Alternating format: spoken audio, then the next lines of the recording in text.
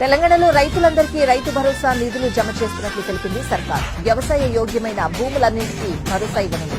నిన్న 2 ఎకరాలున్న రైతులకు మొత్తం 2,349 కోట్ల రూపాయల నిధులు విడుదల చేసింది. 9 రోజుల్లోనే రైతులందరి అకౌంట్లలోకి నగదు జమ చేయనున్నట్లు తెలిపింది తెలంగాణ సర్కార్.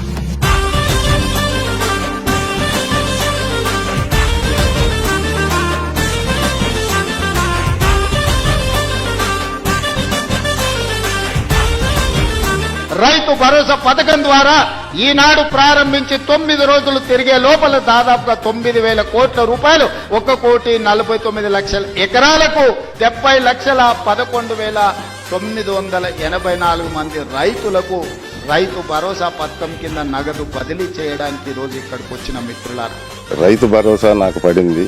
రేవంత్ రెడ్డి ప్రభుత్వం చెప్పినట్టుగా రైతు బంధు వేశారు.